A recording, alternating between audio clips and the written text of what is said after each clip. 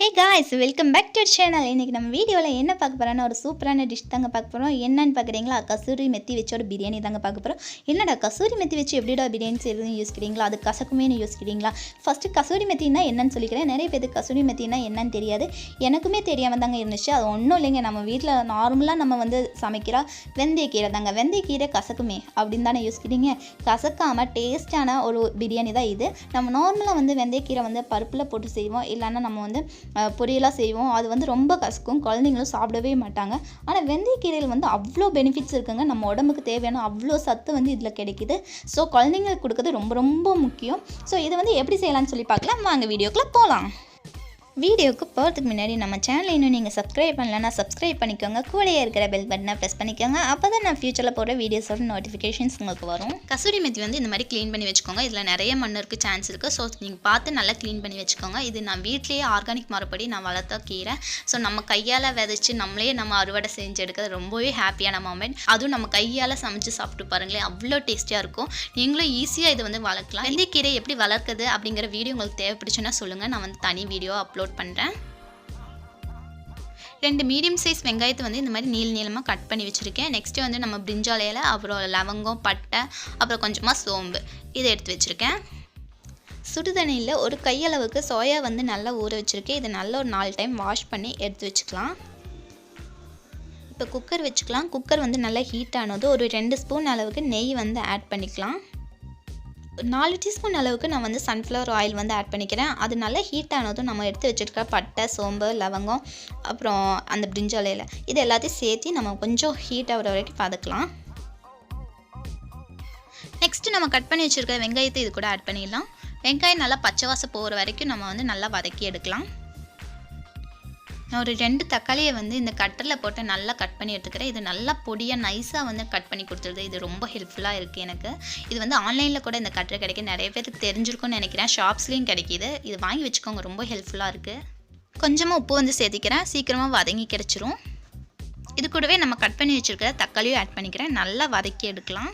2 ஏலக்காய் இது கூட ஆட் பண்ணிக்கிறேன். நல்லா வாசனையாக இருக்கும், அதுக்காக நான் சேர்த்திக்கிறேன். 2 ஸ்பூன் இஞ்சி பூண்டு பேஸ்ட் நான் ஆட் பண்ணிக்கிறேன். இது கூடவே நம்ம நல்லா வாஷ் பண்ணி வச்சுருக்கிற நம்ம கசூரி மெத்தி ஆட் பண்ணிக்கலாம்.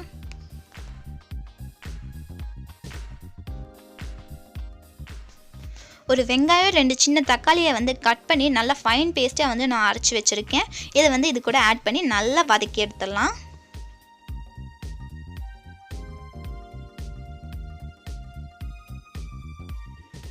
நல்லா வாஷ் பண்ணி வச்சுருக்க சோயா இது கூட ஆட் பண்ணிடலாம். நெக்ஸ்ட் இது கூட ஒரு 3 ஸ்பூன் அளவுக்கு நான் கரம் மசாலா தூள் ஆட் பண்ணுறேன். அப்புறம் கொஞ்சமாக ஜீரகத்தூள், அப்புறம் 1.5 ஸ்பூன் நம்ம மல்லித்தூள்.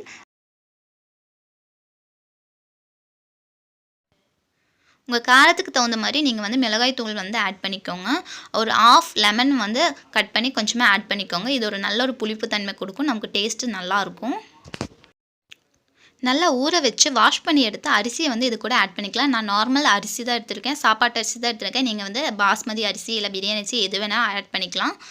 இது ஒரு பெரிய டம்ளரில் 2 கிளாஸ் எடுத்திருக்கேன். இது ஒரு 4லேருந்து 5 பேர் சாப்பிட்லாம். அரிசி அளந்து அதே டம்ளரில் 4 டம்ளர் தண்ணி ஆட் பண்ணிக்கிறேன். நார்மலாக நம்ம வெஜ் பிரியாணி அந்த மாதிரிலாம் செய்கிறதுக்கு இந்த மாதிரி செஞ்சு பாருங்களேன், டிஃப்ரெண்ட்டாகவும் இருக்கும், டேஸ்ட்டும் ரொம்ப நல்லாயிருக்கும். இது கூட நீங்கள் வேணும்னா பட்டாணி எல்லாம் கூட ஆட் பண்ணிக்கலாம்.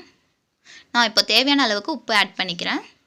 இப்போ இதை மூடி வச்சிடலாம். ஒரு 3 விசில் விட்டு நான் எடுத்திருக்கேன். உங்கள் குக்கர் எப்படியோ அதுக்கு தகுந்த மாதிரி நீங்கள் விசில் விட்டுக்குங்க. ஒரு கடாய் வச்சுக்கோங்க. நல்லா ஹீட் ஆனதும் அதில் கொஞ்சமாக ஆயில் ஆட் பண்ணி ஒரு பெரிய வெங்காயத்தை நீளமாக ஸ்லைஸ் பண்ணி ஆட் பண்ணிக்கலாம். இது நல்லா ப்ரௌனிஷ் கலர் ஆகிற வரைக்கும் நல்லா வதக்கி எடுக்கலாம். இது நல்லா டேஸ்ட்டை என்ஹான்ஸ் பண்ணி கொடுக்கும் நம்ம பிரியாணியை. இது அடிஷ்னலாக தான், உங்களுக்கு இந்த டேஸ்ட் பிடிக்காது அப்படின்னா ஸ்கிப் பண்ணிக்கலாம். இதில் கொஞ்சமாக முந்திரி பருப்பு அண்ட் திராட்சை ஆட் பண்ணிக்கலாம். நல்ல ஒரு ரிச்சான டேஸ்ட் கொடுக்கும். அதே மாதிரி குழந்தைங்களுக்கெல்லாம் சாப்பிடும்போது ரொம்ப பிடிக்காகவும் இருக்கும், டேஸ்ட்டாகவும் இருக்கும். குக்கரை ஓப்பன் பண்ணிவிட்டு மல்லித்தலை கொஞ்சமாக ஆட் பண்ணிக்கலாம். அதுக்கு மேலே இந்த வெங்காயத்தையும் ஆட் பண்ணிக்கலாம். நல்ல ஒரு கார்னிஷாகவும் இருக்கும், டேஸ்ட்டாகவும் இருக்கும். நல்லா கிளறி விட்டுருங்க. செமையாக இருக்குங்க, ஸ்மெல்லே ரொம்ப டேஸ்ட்டாக இருக்குது. உண்மையாகவே இது செமையாக வந்திருக்கு. நமக்கு அந்த கசப்புத்தன்மை கொஞ்சம் கூட தெரியல. நம்ம குழந்தைங்கள்லாம் சாப்பிடாமல் இருந்தாங்கன்னா இந்த மாதிரி நீங்கள் ட்ரை பண்ணி பாருங்கள். நமக்கு அதில் வெந்தயக்கீரை ஆட் பண்ணியிருக்கோன்னே தெரியாது. செம்மையான ஒரு ரிச்சான டேஸ்ட்டாக இருக்குது. கண்டிப்பாக ட்ரை பண்ணி பாருங்கள். இந்த வீடியோ உங்களுக்கு பிடிச்சிருந்தா லைக் பண்ணுங்கள், ஷேர் பண்ணுங்கள், சப்ஸ்கிரைப் பண்ணுங்கள் நம்ம சேனலை. பாய் பாய்.